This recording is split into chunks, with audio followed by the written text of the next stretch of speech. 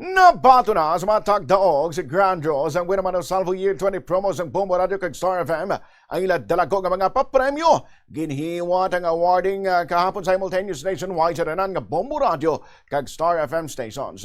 Ang grand prize winner nga nagbaton sang 1 million pesos sa si Cheryl Teologo, 39 anyos, residente sang Matinao, Barangay Bonbon, Butuan City. Nagamit siya sa proof of purchase nga Universal Rubina Corporation products.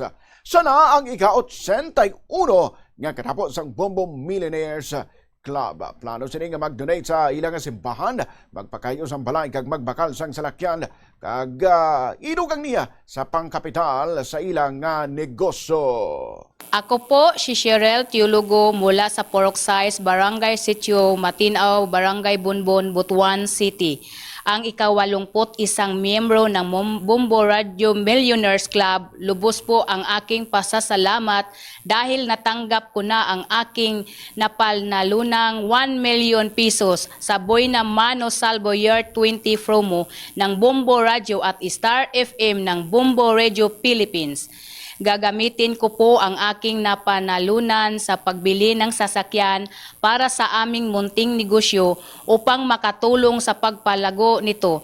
Magbibigay din po ako ng 10% ng aking premyo sa aming simbahan bilang papasalamat sa Panginoon sa kanyang mga biyaya.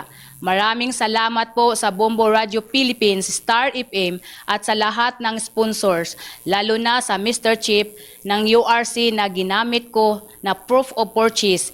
Inanyayahan ko ang lahat ng patuloy na makinig at manunood ng FB Live YouTube channel ng Bombo Radio Philippines at sumali sa mga promo ng Bombo Radio at Star FM dahil totoo at lehitimo ang mga papremyo. Baka kayo na ang susunod na maging milyonaryo. Star FM, it's all for you. Basta Radio Bombo number 1.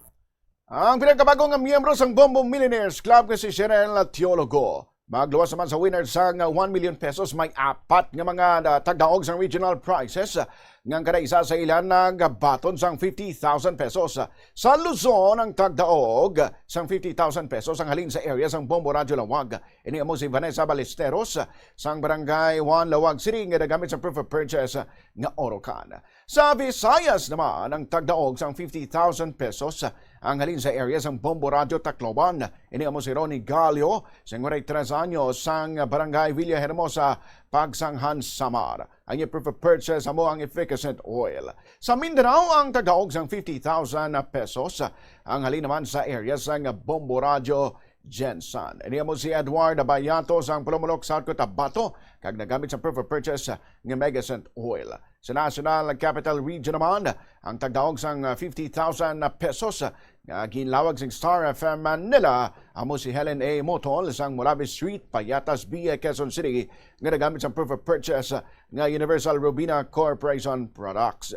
Yari bala si Ronnie Galio nga isa sa mga tagdaog sang 50,000 pesos. Ako si Ronnie Galio, taga Villahermosa, Pagsanghan, Samar, nanalo ng 50,000 pesos sa Buena Mano Salvo Year 20 sa Bombo Radio and Star FM. 5,000, 10,000, 15,000, 20,000, 25,000, 30,000, 35,000, 40,000, 45,000, and 50,000.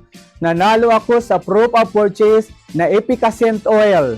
Malaking tulong na ito sa aking pamilya para magamit namin sa aming pang-araw-araw na gastusin.